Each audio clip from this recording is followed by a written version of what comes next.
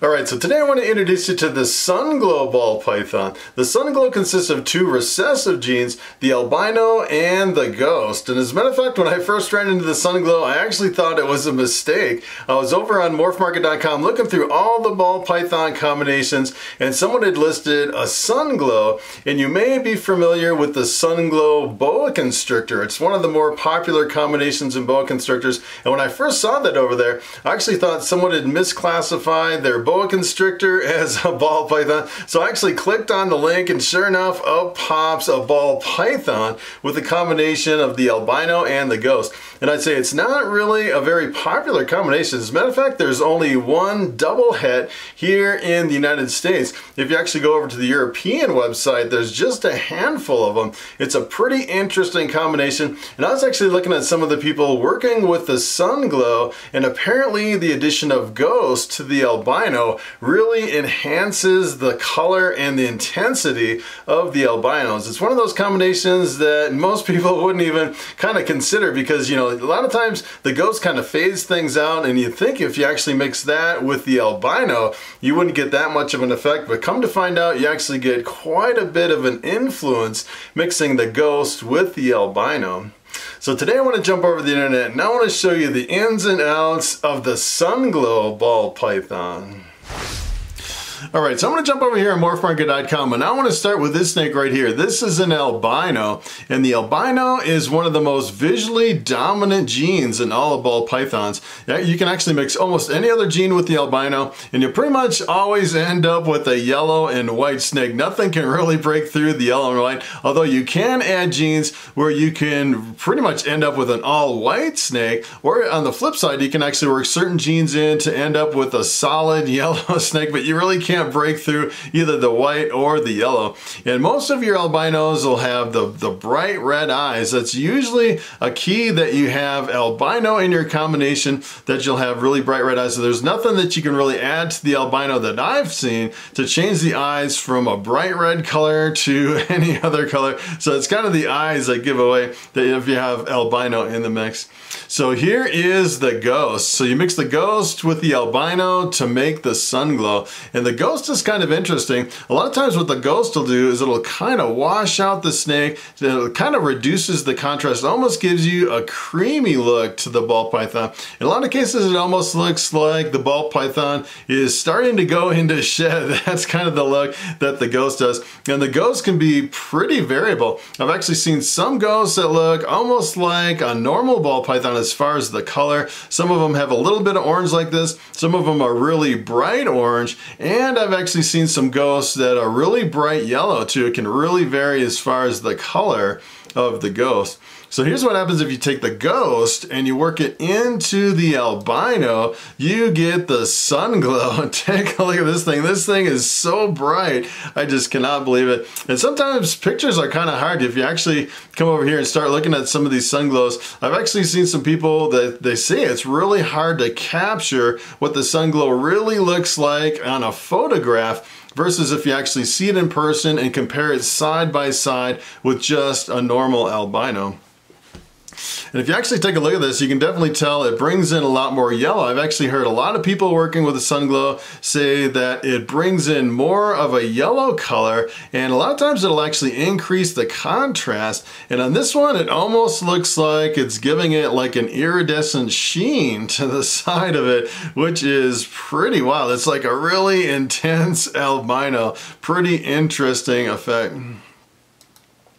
So there was just a few combinations over here working other genes into the Sunglow, and one of them was the super blackhead. I was kind of surprised that someone worked the super blackhead into the Sunglow. And the blackhead is one of the darkest genes in all of ball pythons. If you actually make the super blackhead, look at how dark you can actually get the super blackhead, like an inkjet black snake, totally black background. It's a pretty awesome combination with two copies of the blackhead. And kind kind of the interesting thing with the super blackhead is if you were ghost into a super blackhead, you end up with a steel gray snake, like a gray colored, almost like a steel gray, which is a really wild effect. Probably one of my favorite ghost combinations, working ghosts into a lot of your dark genes. But it has a completely different effect if you actually work the super blackhead into the Sunglow. Take a look at what happens to your Sunglow working in the super blackhead. So it's kind of interesting with the albino.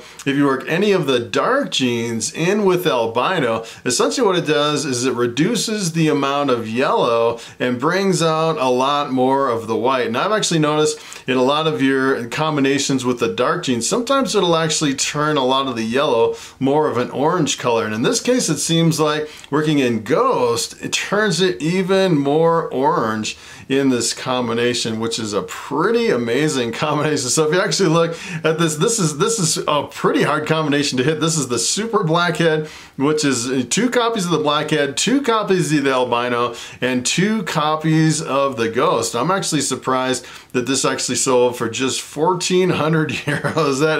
That is a really long project to actually hit that combination.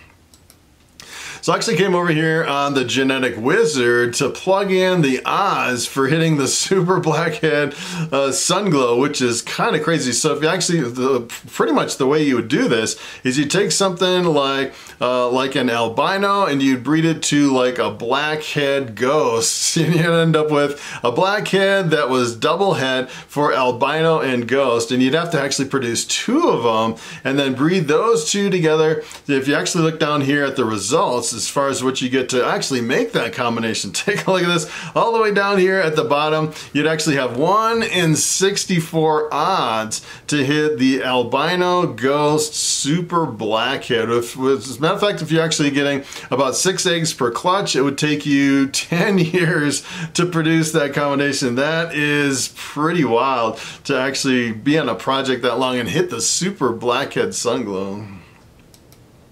So take a look at this. There's actually quite a few different ways you can make a similar effect because there's different lines of albino and different lines of ghosts, most of which are not compatible. So it's kind of interesting. You can actually come over here and take a look at this. You can actually look for the albino orange ghost, which is technically the orange ghost version of the Sunglow, which I would think would be pretty much exactly the same because in most cases the orange ghost is compatible with most lines of ghost. Although I have seen, it was one of the reptile forums, someone said they actually picked up an orange ghost, bred it to their ghost, and it was not compatible. They ended up with double heads, head for orange ghost and head for ghost. But I'd say in most cases, the orange ghost is compatible with the ghost. So if you actually took an orange ghost and bred it to a ghost, you'd actually get orange colored ghosts, which, you know, it's kind of interesting. There's kind of a gray line between the orange ghost and the ghost. As a matter of fact, if you actually just come over here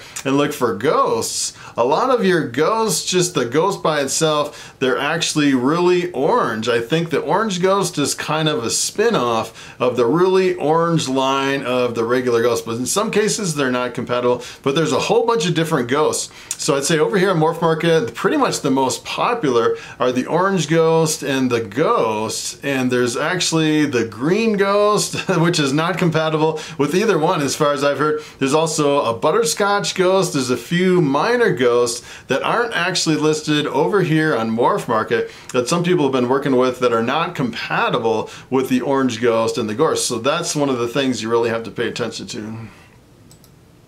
So actually, on this one, I actually picked a lavender albino ghost. So I actually did a search over here on Morph Market. No lavender albino ghost anywhere over here on Morph Market in any of the regions, the US, the European, or the South African version of Morph Market over here. So no lavender albino ghost that anyone's ever made over here. And actually, just for kicks, I actually typed this in. This is a different combination of, I guess, a different version of the Sunglow. I was searching for the orange ghost lavender albino. So keep in mind the lavender albino is not compatible with the regular albino. So if you actually breed them together, you'll get double hets, het for lavender and het for albino.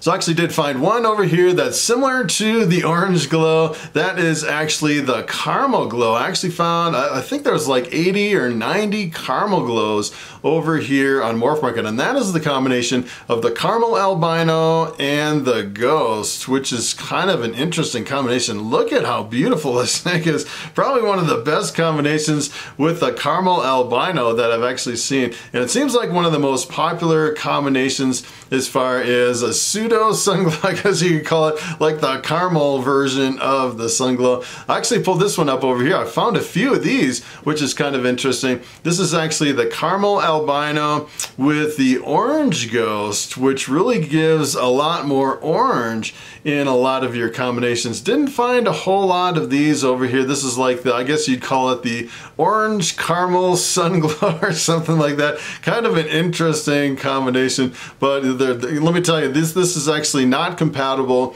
with the Sunglow because the caramel albino is not compatible with the lavender albino or the regular albino. You'd end up with double heads. So if you're actually going for the Sunglow, you have to make sure that you're using the right version of the albino, that it's compatible with what you have, and you have to make sure you're using the right version of the ghost to make sure your ghosts are compatible as well.